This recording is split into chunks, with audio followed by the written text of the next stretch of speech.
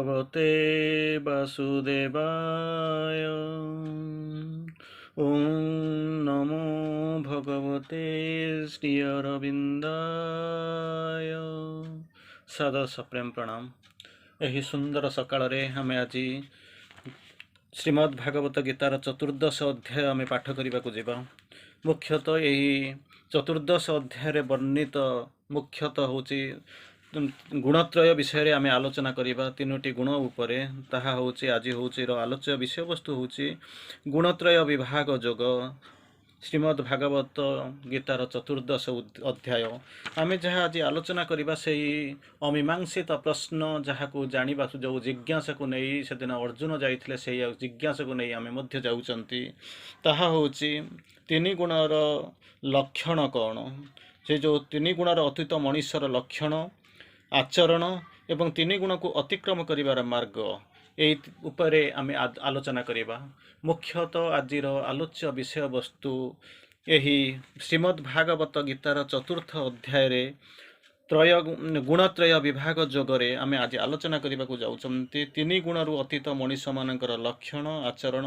एवं तीन गुण को अतिक्रम करिवार मार्ग आरि उपरे आम आलोचना करवा। यह ही हूँ आज आलोच्य विषय वस्तु चमत्कार आलोच्य विषय वस्तु ता भीतर को आम धीरे धीरे प्रवेश करवा। गीता भगवान उवाच श्री भगवान उवाच आम आरंभ करवा आलोचना चतुर्दश अध्याय ताकू चमत्कार भाव में वर्णना करुँच। परं भूय प्रवक्ष्यामि ज्ञाननम ज्ञानमुत्तमं जज्ञात्वा मुनयः सर्वे परं सिद्धिमेत गता इदं ज्ञानमुपाश्रित्य मम साधर्म्यमां गताः स्वर्गेऽपि नोपजायन्ते प्रलयेन व्यथन्ति च। यही हूँ अवस्था यही हूँ साम्य अवस्था जो साम्य अवस्थार आम आज आलोचना आरंभ करवा। भगवान कहते समस्त ज्ञान मध्य उत्तम एवं श्रेष्ठ ज्ञान पुनश्च मु तुमको कहबी। समस्त ज्ञान मध्य उत्तम एवं श्रेष्ठ ज्ञान उपर आज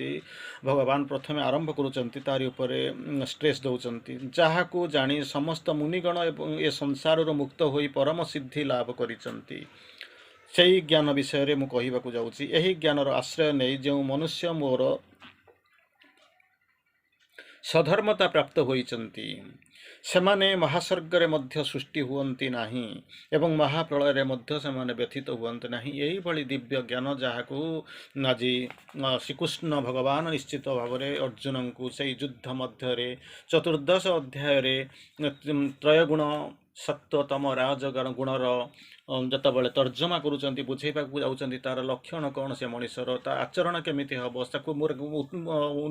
अतिक्रम करिवार मार्ग कौन या बुझेबा जाऊँच बड़ संक्षिप्त भाव में एवं चमत्कार भाव में वर्णना करुँच। परवर्ती अवस्था में आसुचंती मम जोर्निर्महद ब्रह्मम तस्मिन् गर्भम दधाम्यहम या कहते तापर बर्तमान कहते संभव सर्वभूतानां ततो भवति भारत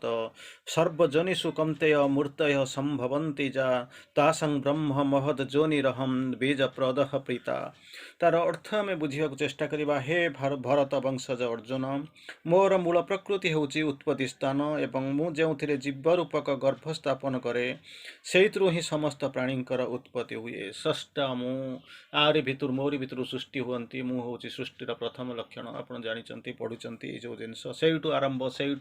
भितर गति तांकरी मध्य विलीन।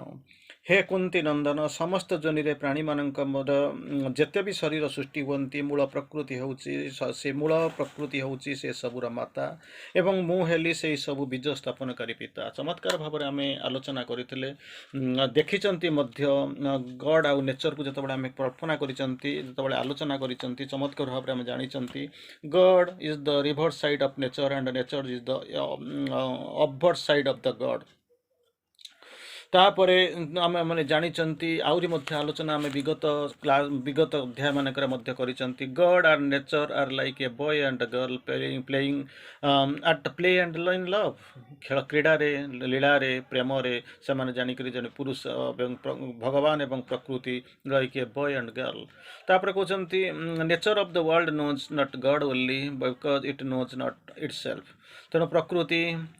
ए पृथ्वीर प्रकृति केवल भगवान को नुहे निजक मध्य जानी नहीं कारण न जानिले हेनी nature does most in him God the highest Manish आरंभ करे या करे गोटे डायनामो परी जो मैंने चेतनार ऊर्ध्व स्तर गले किंतु ता मध्य अधिकांश काम करे किए से प्रकृति एवं जहाँ न करें ताकू भगवान आसी परिपूर्ण करती पुरुष प्रकृति ब्रह्म माया शिव शक्ति ही सी आम अनेक आलोचना आगुरी कर god can't cease from leaning down towards the nature तेणु भगवान केबे अलग ही रही पारे से प्रकृति आड़ को आनत हो आसबे अवतरी आसबे and not man from aspiring towards Godhead एवं मनीष नीरव होकर रही पारनी आस्पृहा कर से भगवान प्राप्ति भगवान सहित मिसापी तेणु ओ सन ऑफ इमोर्टालिटी कौन कर तुम live not according to the nature प्रकृति को लेकर नुहे आवश्यकता अच्छी but according to god and भगवान को छाड़ and compel the nature to live according to the deity within you आम भितर जो भगवान अंश अच्छी जो स्पोल जहाँ कहते स्पार्क ऑफ द डिवाइन ताकू नहीं प्रकृति को परिचालित हम ताको बाध्य कर nature sell overly fill mortal step कारण प्रकृति भगवान जननी आसला प्रकृतिर निश्चित भाव में जो बर्तमान एक्टिव अच्छी एग्जीक्यूटिव आस्पेक्ट जी से बदल पड़ो तेणु ये अवस्था भितर आम आगू को जीवा एवं चमत्कार भाव में आम जो प्रकृतिर वर्णना आम देखा चाहूँगी देखती अनेक समय अनेक विभाग एवं अनेक स्तर में आम देखुं nature is nothing but the will of God in action कार्यकारिणी शक्ति will of God in action साहा हूँ प्रकृति we have to transcend nature not to kill it तो रूपांतर करने को पड़ो the urge of nature always creates its own means तेणु निज गति निजते से परिचालित हो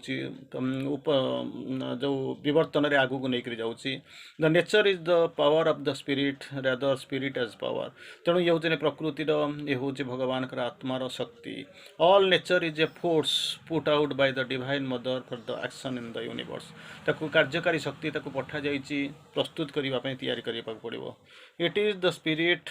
that for ever transcends and guides the world nature से जो जीवात्मा सब बेले आसबे रूपांतर काम करुँच पृथ्वीर जो वर्ल्ड नेचर अच्छी विश्व प्रकृति को परिचालित करुँच तेणु आम कौन करा पड़ो without the action of the integral divine there can be no more change of whole nature तेणु से जो इंटीग्रल डिवाइन परिपूर्ण दिव्य व्यतीत ये जो रूपांतर ये जो परिवर्तन हम ना तेणु ताको चिंता करने को पड़ो द स्पिरिट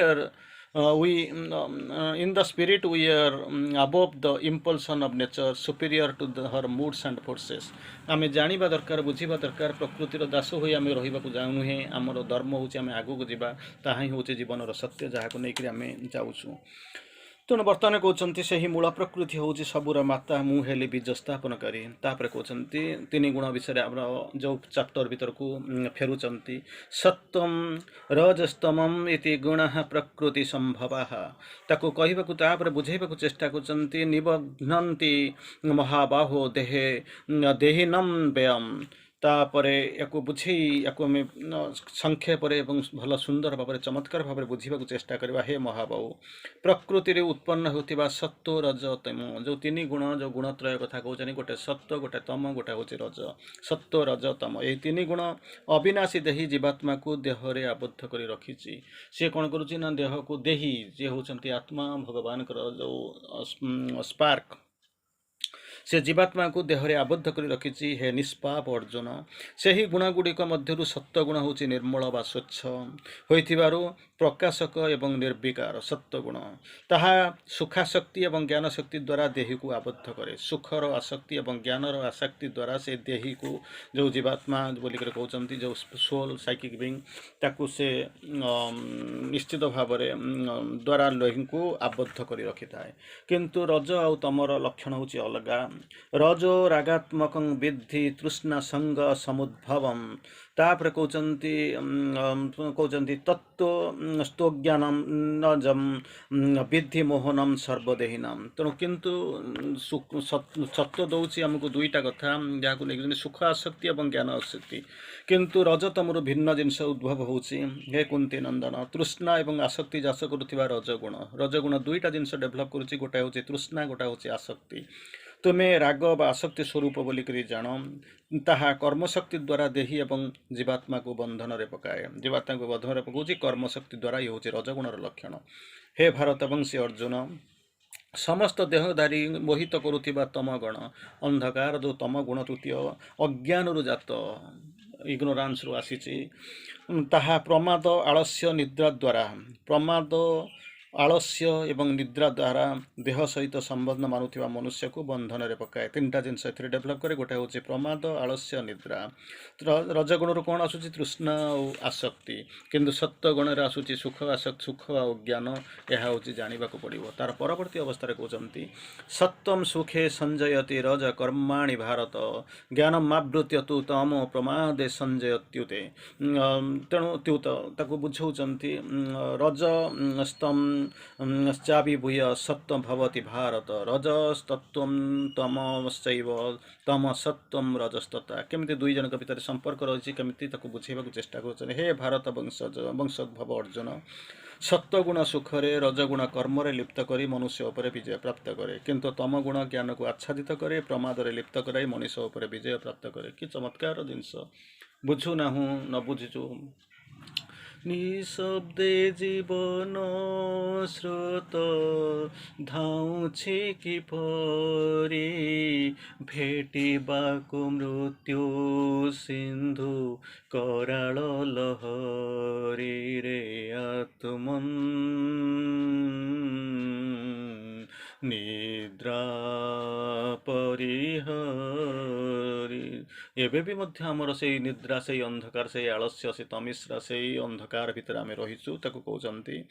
ସତ୍ୱଗୁଣ ସୁଖରେ ଏବଂ ରଜଗୁଣ କର୍ମରେ ଲିପ୍ତ କରି ମନୁଷ୍ୟ ଉପରେ ବିଜୟ ପ୍ରାପ୍ତ କରେ, ମାତ୍ର ତମଗୁଣ ଜ୍ଞାନକୁ ଆଚ୍ଛାଦନ କରି ପ୍ରମାଦରେ ଲିପ୍ତ କରାଇ ମନୁଷ୍ୟ ଉପରେ ବିଜୟ ଲାଭ କରେ। ପ୍ରଥମଟା ହେଉଛି କ'ଣ? ସତ୍ୱ ଗଲା, ତମ ରଜ ଗଲା। ହେ ଭାରତ ବଂଶଜ ଅର୍ଜୁନ, ରଜଗୁଣ ଏବଂ ତମଗୁଣ ଦମନ କରି ସତ୍ୱଗୁଣ ବୃଦ୍ଧି ହୁଏ। ଏ ଦୁଇଟା ଯେପର୍ଯ୍ୟନ୍ତ ରିପ୍ରେସ୍ ହେଇନାହାନ୍ତି, ସପ୍ରେସ୍ ହେଇନାହାନ୍ତି, ସତ୍ୱଗୁଣ ଆଗକୁ ଆସିପାରିବ ନାହିଁ। ସତ୍ୱଗୁଣ ଏବଂ ତମଗୁଣକୁ ଦମନ କରି ରଜଗୁଣ ବୃଦ୍ଧି ହୁଏ। ସେହିପରି ସତ୍ୱଗୁଣ ଏବଂ ରଜଗୁଣକୁ ଦମନ କରି ତମଗୁଣ। ତେଣୁ ଦୁଇଟାକୁ ସପ୍ରେସ୍ କଲେ ତୃତୀୟଟା ଆସିବ। ଏହା ହେଉଛି ବାସ୍ତବ। ତେଣୁ ଯିଏ ଯାହାର ଯେଉଁ ଗୁଣ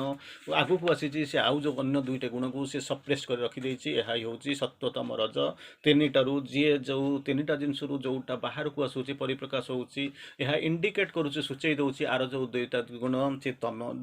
ଲୁଚିକରି ରହିଯାଇଛି, ସପ୍ରେସ୍ଡ ହେଇଛି। ତାପରେ କହୁଛନ୍ତି ସର୍ବଦ୍ୱାରେଷୁ ଦେହସ୍ମିନ୍ ପ୍ରକାଶ ଉପଜୟତେ, ଜ୍ଞାନମ୍ ତଥା ଯଦା ତଦା ବିଦ୍ୟାଦ୍ ବିବୃଦ୍ଧମ୍ ସତ୍ୱମିତ୍ୟୁତ। ତାପରେ କହୁଛନ୍ତି ରଜସ୍ୟ ଜାୟନ୍ତେ ବିବୃଧେ ଭାରତ ସଭ। ତାକୁ ବୁଝାଉଛନ୍ତି ଲୋଭ, ଏହିସବୁ ଜିନିଷ ଉପରେ କେମିତି ଚମତ୍କାର ବୁଝାଉଛନ୍ତି। ଏହି ମନୁଷ୍ୟ ଶରୀରର ସମସ୍ତ ଦ୍ୱାରରେ, ଇନ୍ଦ୍ରିୟ ଏବଂ ଅନ୍ତଃକରଣରେ ଯେତେବେଳେ ପ୍ରକାଶ ବା ସ୍ୱଚ୍ଛତା, ବିବେକ, ଯେତେବେଳେ ପ୍ରକାଶ ଭାବ ଆସେ, ସ୍ୱଚ୍ଛତା ଆସେ, ବିବେକ ଉଦୟ ଦିଏ, ସେତେବେଳେ ସତ୍ୱଗୁଣ ବୁଦ୍ଧିପ୍ରାପ୍ତ ହୋଇଛି ବୋଲି ଜାଣିବା। କ'ଣ ହେବ? ସତ୍ୱଗୁଣ କେମିତି କ'ଣ ବୁଦ୍ଧି ପାଉଛି ଜାଣିବ? ସ୍ୱଚ୍ଛତା ଆସିବ, ପ୍ରକାଶ ଆସିବ, ବିବେକ ଆସିବ। ହେ ଭରତର୍ଷଭ ଅର୍ଜୁନ, ରଜଗୁଣ ବୃଦ୍ଧି ହେଲେ ଲୋଭ, ପ୍ରବୃତ୍ତି, କର୍ମାରମ୍ଭ, ଅଶାନ୍ତି, ସ୍ପୃହା, ଏହିସବୁ ଗୁଣ ଜାଗ୍ରତ ହେବ। ସତ୍ୱ, ବିବେକ, ସ୍ୱଚ୍ଛତା ଆସିବ। ରଜଗୁଣରେ ଲୋଭ, ପ୍ରବୃତ୍ତି, କର୍ମାରମ୍ଭ, ଅଶାନ୍ତି, ସ୍ପୃହା ପ୍ରଭୃତି ଆସିବା ଆରମ୍ଭ କରିବ। ତାପରେ ପରବର୍ତ୍ତୀ ଅବସ୍ଥାରେ ଆମେ ଆଗକୁ ଯିବା, ଆଉ ଟିକେ ଦେଖିବା। ଯଦା ସତ୍ୱେ ପ୍ରବୃଦ୍ଧେତୁ ପ୍ରଳୟମ୍ ଖ୍ୟାତି ଦେହଭୃତ। ତାକୁ ବୁଝେଇବାକୁ ଚେଷ୍ଟା କରୁଛନ୍ତି ଏବଂ କହିବାକୁ ଯାଉଛନ୍ତି ତମସ୍ୟେତାନି ଜାୟନ୍ତେ ବିବୃଧେ କୁରୁ ନନ୍ଦନ, ତଦୋତ୍ତମ ବେଦାମ ଲୋକାନାଂ ମଲାନ୍ ପ୍ରତିପଦ୍ୟତେ। ହେ କୁନ୍ତି ନନ୍ଦନ, ତମଗୁଣ ବଢ଼ିଗଲେ କ'ଣ ହେବ? ଅପ୍ରକାଶ, ଅପ୍ରବୃତ୍ତି, ପ୍ରମାଦ ଏବଂ ମୋହ, ଏହି ଗୁଣ ଜାତ ହୁଏ। ସତ୍ୱରେ ସ୍ୱଚ୍ଛତା, ପ୍ରକାଶ ଏବଂ ବିବେକ। ରଜଗୁଣ ହେଲେ ଲୋଭ, ପ୍ରବୃତ୍ତି, କର୍ମାରମ୍ଭ ଏବଂ ଆସକ୍ତି, ସ୍ପୃହା। ତମଗୁଣ ଯେତେବେଳେ ଜାଗ୍ରତ ହେବ, ସେତେବେଳେ କ'ଣ ହେବ? ବଢ଼ିଗଲେ କ'ଣ ହେବ? ଅପ୍ରକାଶ, ଅପ୍ରବୃତ୍ତି, ପ୍ରମାଦ ଏବଂ ମୋହ, ଏହିସବୁ ଜାତ ହୁଏ। ତେଣୁ ସତ୍ୱଗୁଣ ବୃଦ୍ଧିପ୍ରାପ୍ତ ହୋଇଥିବା ସମୟରେ ଯଦି ଦେହଧାରୀ ମଣିଷ ମରିଯାଏ, ସତ୍ୱଗୁଣ ଯେତେବେଳେ ମରିଯାଏ, ଯଦି ସେ ମରିଯାଏ, ତେବେ ଉତ୍ତମ ବେତ୍ତା ମାନଙ୍କର ସ୍ୱର୍ଗାଦି ନିର୍ମଳ ଲୋକଗୁଡ଼ିକୁ ସେ ପ୍ରାପ୍ତ ହେବ, କାରଣ ତାର ସତ୍ୱଗୁଣରେ ବୃଦ୍ଧି ହୋଇସାରିଛି। ଯେତେବେଳେ ରଜସ ଗୁଣ ଆସି ପହଞ୍ଚିବ, ସେତେବେଳେ କ'ଣ ହେବ? ରଜସୀ प्रलयं गत्वा कर्मसङ्गिषु जायते तथा पलायनं तल्लीनस्तमसि मूढजनिषु जायते कर्मणां सुकृत स्युः सात्विकं निर्मलं फलं रजस्तसु फलं दुःखमज्ञानं तमसः फलं कौन कौन सब फल आसूची विभिन्न कर्मरु ताको बुझाउछन्ति रजगुण जदि बुद्धि गले बुद्धि होउथिबा बेले जदि मरि जाउथिबा लोक से कौन हबो मरु प्राणी कर्मसंगी मनुष्य जोनि रे जन्म हुए एवं तमगुण वृद्धि होइतिबा बेले मनुष्य जदि मरि जाए ताको मूढ़ जोनि रे जन्म हुए तेणु सत्य जोनि रे जदि जन्म हबो से कौन करिवो ना निर्मल लोक गुडी को स्वर्गादि निर्मल लोक को प्राप्त करिवो जतबेले आपण भितर मनीष भितर सत्व गुण जात होथिबो सेति बेले जति से मरि जाए रजगुण बुद्धि होथिबा बेले मरि जाउथिबा प्राणी कर्मसंगी मनीष जोनि रे जन्म हबो तमगुण जन्म रे वृद्धि समय रे जतबेले मरुथिबा मनीष प्राणी कोन हबो ना मूढ़ जोनि मानकर जन्म निये विवेकी पुरुष शुभ कर्मर फल सात्विक निर्मल बोली कहिसंती राजस कर्मर फल होउची दुख तामस फलर कर्मर फल होउची अज्ञान बा मूढ़ता बोली कहिसंती एहा होउची आपनकर रिजल्ट आउ थरे सात्विक निर्मल बोलिक कहते जो माने विवेक पुरुष शुभ कर्मर फल सात्विक और निर्मल बोली कहते राजस कर्मर फल हूँ दुख भोग तामस कर्मर फल हूँ अज्ञान एवं मूढ़ता तार परवर्ती अवस्था आम जाऊँगी कहते सत्वात् संजायते ज्ञानम रजसो लोभ एवच कौन कौन केउठू आसूची ताको बुझेबा प्रचेष्टा करुचंती ऊर्ध्वं गच्छन्ति सत्वस्ता मध्य तिष्ठन्ति राजसः जघन्य गुणवृत्तिस्था अधे गच्छन्ति तामसा किए ऊपर को जाए किए मध्य को जाए किए तल को जाऊँगी तेणु क्लीयर हो गले आपण मैंने बुझुंट बुझाऊँच सद्गुणु ज्ञान रजगुणु लोभ आदि जात हुए तमगुणु प्रमाद मोह एवं अज्ञान जात हुए एक आउर एक बार कहले सत्य गुणु जदि सत्व थी ज्ञान रजगुणु लोभ तमगुणु प्रमाद मोह एवं अज्ञान जात हुए सत्य गुण स्थित मनीष ऊर्ध्व लोक को जाती रजगुण स्थित मनीष मध्य मर्त्य लोक जन्म नियंती एवं निंदनीय तमगुण वृत्ति जो मैंने स्थित से तामस मनीष अधोगति के प्राप्त हुए तलकू तलकू तार परवर्ती अवस्था कहते नान्य गुणेभ्य कर्तारम एदा द्रष्टानुपश्यति गुणे भेश्च परव्यति मद्भावं सेउधि गच्छति ताको बुझाउछन्ति कहउछन्ति चमत्कार भाव में कहउछन्ति विवेकी बा विचारवंत मनुष्य जेतबेले तीन गुण व्यतीत अन्य कहार को कर्ता मन करे नाही चमत्कार कथा चमत्कार भाव में बुझाइବାକୁ चेष्टा कले एवं ताको कहिबाकू चेष्टा कले विवेकी बा विचारवंत मनुष्य जेतबेले तीन गुण व्यतीत अन्य काहाकू कर्ता मन करे नाही एवं निजको गुण गुड़िकर अतीत बोली अनुभव करे सेतबेले मोर सत्पुरुष को सत्स्वरूप को प्राप्त हुए भगवान कृष्ण कहते से जो आनंदमय कृष्ण तांको पाइबार लक्षण होची कौन ना विचारवंत विवेकी मनुष्य जेतबेले तीन गुण व्यतीत काहा को कर्ता मन करे नाही निजर गुण गुड़िकरू अतीत अनुभव करे ता भितर जेतले आसीबो सेतबेले से मते प्राप्त करिवो देहधारी बा विवेकी मनुष्य देहर उत्पन्नकारी तीन ग्रम गुण को अतिक्रम करी जन्म मृत्यु एवं जरा रूपक दुखर मुक्त होई अमरत्व लाभ करे प्रथम कहले मते प्राप्त हुए द्वितीय कहते से विवेकी मनुष्य बा देहधारी देहर उत्पन्नकारी तीन गुण ये जो तीन गुण को अतिक्रम करी जन्म मृत्यु एवं जरा रूपक दुखर मुक्त होई अमृत लाभ कर आरंभ करे तार परवर्ती अवस्था रे चमत्कार भाव में बुझाउछन्ति बुझनी कौन प्रकाशं च प्रवृत्तिं च मोहमेव च पांडव न द्वेष्टि संप्रवृतानि न निवृतानि कांक्षति तेणु अर्जुन कहते अर्जुन पचारुंट मोहग्रस्त होता अवस्था देखी सारे विश्वरूप दर्शन कर सारे सबूक कर सारापर बुझी सारे गुण त्रय गुण मध्य को से प्राप्ति कर कारण सी होती सज्ञान मानव से कृष्ण को प्रश्न पचारुंट हे प्रभु यही तीन गुणर अतुत मनुष्यर लक्षण कौन तांको आचरण केमिति जानिबा एवं यही तीन गुण किपरि अतिक्रम करा जाई पारे भगवान कहते हे पांडव प्रकाश प्रवृत्ति एवं मोह तीनटा कथा प्रकाश प्रवृत्ति और मोह पूर्ण रूपे प्रवृत्त हेले मध्य गुणातीत मनुष्य ये सब प्रति द्वेष करे नाही ये सब निवृत्त हो गले मध्य ये सब को इच्छा करे ना किसी ना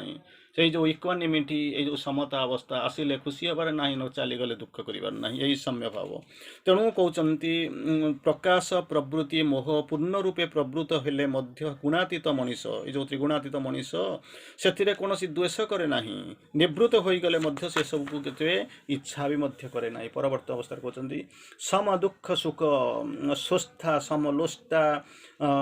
स्मकांचन ତେଣୁ ତାକୁ ବୁଝେଇବାକୁ ଚେଷ୍ଟା କରୁଛନ୍ତି। ଆହୁରି କହୁଛନ୍ତି ଗୁଣା ବର୍ତ୍ତନ୍ତ ଇତ୍ୟେବ ଯୋବତିଷ୍ଠତି ନେଙ୍ଗତେ। ହେ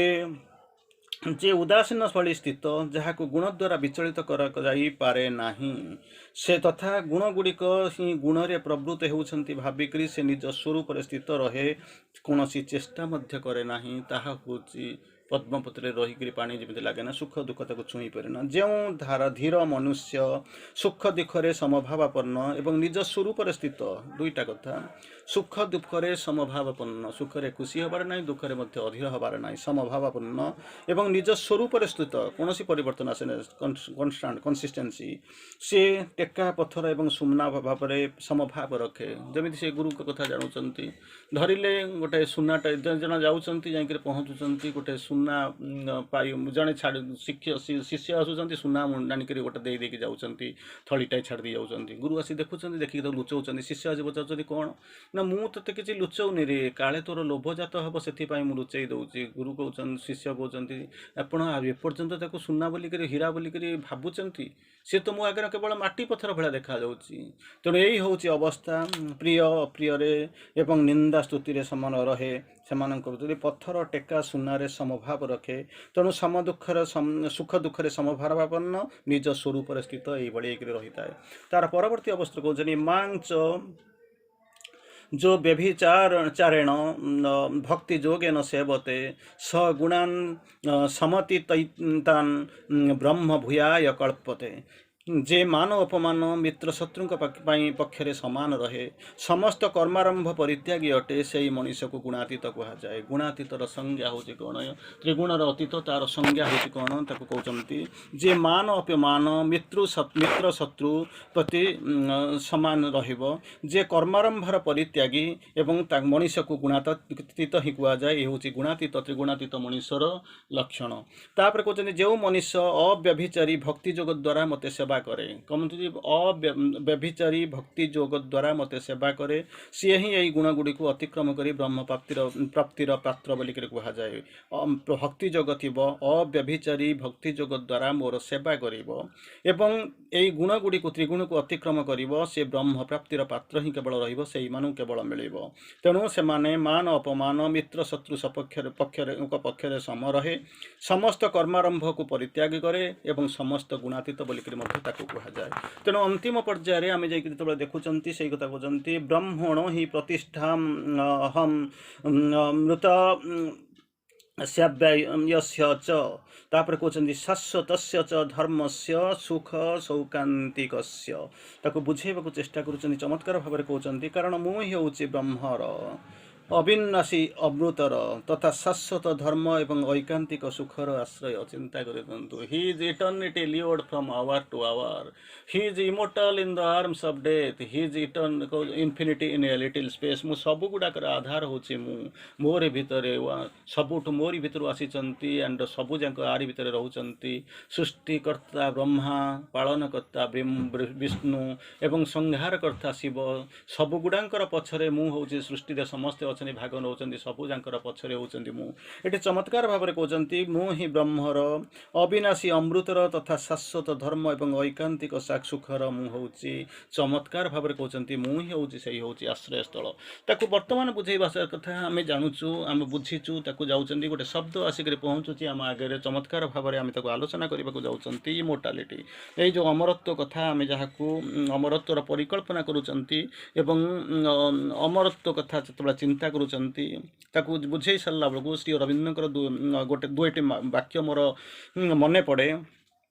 To be perpetually reborn is the condition of material immortality. To be perpetually reborn, केतबले जन्म न birth and death are ceaseless iterations cause. rebirth उपरे श्री अरविंद चमत्कार भाव लिखुचंती एवं बुझेबा को चेष्टा करुचंती। जदि इवोल्यूशन चली थाए ताहले रिबर्थ निश्चित भाव हबा, कारण एई जन्म भितर सबु जांक सरी जीवन।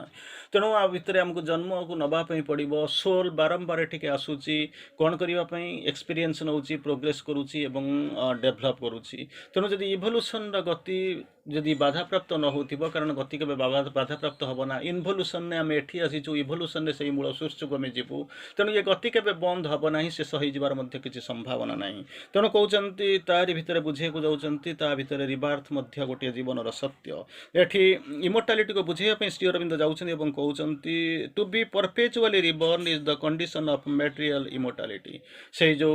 जड़ भौतिक जो अमरत्व कथा कहते मटेरियल इमोर्टालिटी यार लक्षण हूँ कौन प्रथम कंडीशन हूँ कौन टू बी परपेचुअली रिबॉर्न तेणु या जन्मर वास्तवता को उदयंगम करिया पड़ो रिबार्थ करने बुझा पड़ो कर्मफल उपर दृष्टि देवाक पड़ो तापर पुणी चमत्कार उपर कहते the moment man knows himself the moment man knows himself एत जिनस जो बुझेबा जाकर गीतार तत्व शुणी the moment man knows himself जो जान death will die and not the man से मृत्यु ही मृत्यु हो end of death of ignorance से चलीज कि मनुष्यर नुहे तापर कहते end of death of ignorance से मनुष्यर मृत्यु हम ना बरं कहार मृत्यु हम ना मृत्युर ही मृत्यु हो तेणु किसी व्यस्त हवा दरकार ना तेणु गोटे जिनस हूँ कौन ना निजक जानवा पड़ो त्रिगुणातीत अति हवा पड़ो बुझा पड़ो से चिंता चेतना भीतर को प्रवेश करिया पड़ो तार चमत्कार भितर श्रीकृष्णकर से चमत्कार उक्ति को जितेबाला आम अनुशीलन करुचु अनुध्यान करुचु एवं तार भीतर को जाऊँच बड़े चमत्कार भाव में श्री अरविंदर गीता उपर गोटे उक्ति को आम उद्धार करले भल हम Gita does not teach the disinterested performance of the duties तेणु कर्म उपर स्ट्रेस दौची किंतु डिसइंटरेस्टेड पर्सन नुहे जमी अनाग्रह से सब जिन जाऊनी but the following of the divine life कर्म कर्मर फल कर्मर गाथा कर्मर गुण सबू जाक आलोचना करुँच following of the divine life दिव्य जीवन परिकल्पना अबांडनमेंट ऑफ ऑल धर्मस सर्वधर्म परित्याज्य माम एवं शरणाम ब्रज अहम तम सर्वभापेभ्य मुखे स्वामी मा सोच तेणु स्वधर्म कथा कहते स्वधर्मे निधन सया पर धर्म व्रत भयावह तेणु ये जो धर्म स्वधर्म यार विषय बुझाऊ तो टेक रिफ्यूज इन मी तांकर भितर शरण न पड़ते द सुप्रीम अलोन तापर कहते although Gita refers action to inaction कर्मवाद उपर निष्कर्म अपेक्षा कर्म उपर अधिक स्ट्रेस दौरान it does not rule out the renunciation of works त्याग मध्य भूल छाड़ू ना and accept it as of the one of the ways to the divine in action दुईटा जाक पाथ ऑफ द डिवाइन जानुचंती ता परवर्ती अवस्था आउ गोटे जगह सुंदर भाव में श्री अरविंद चमत्कार भाव में वर्णना करुचंती transform the animals into the driver of the horse transform the animals into the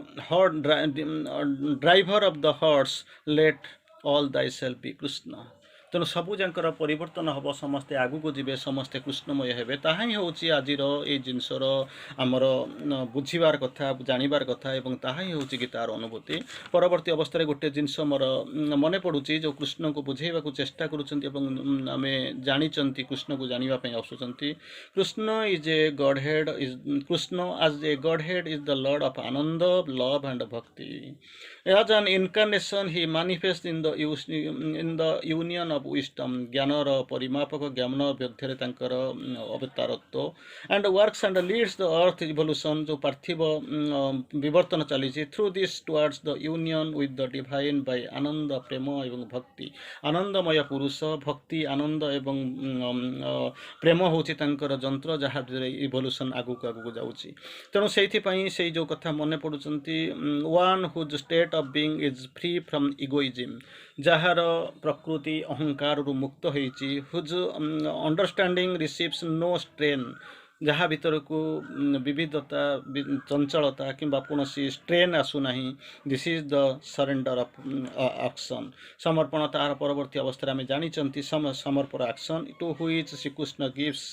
much importance से समर्पण कर्म भाव आरि उपर श्री अरविंदर अनेक अनेक तारि भितर स्ट्रेस देइचंती एवं बुझिबा चेष्टा करिसंती तार परवर्ती अवस्था आम बुझुचु जानिचंती जतबेले चमत्कार भितर कहउचंती ओं तच्छदीति श्रीमद्भागवत गीतासु सुपनिषत्सु ब्रह्म विद्यायां योगशास्त्रे श्रीकृष्ण अर्जुन संवादे गुणत्रय विभाग योगे नाम 14 अध्याय ये हूँ चतुर्दश अध्याय जहाँ को आम पढ़ुंट बुझा प्रयास करूँ गायन करने को चेष्टा करूँ कारण सत्य a part is seen we have taken it for the whole गोटे अंश देखुचु तार भितर आम जी बुझुचु चारोटी अंध हाथी देखला परी पार्शियाली आम देखुचु गोड़े हाथ मारिक किए कौच मु तार गोड़टा हूँ खम्ब भली कानरे हाथ मारिदे किए कौच कुला परी लांजरे हाथ मारिदे किए कौच यह गोटे गोटे साप परी दांतरे हाथ मारिदे किए कौच गोटे अस्त्र परी किंतु वास्तव सत्य हूँ कौन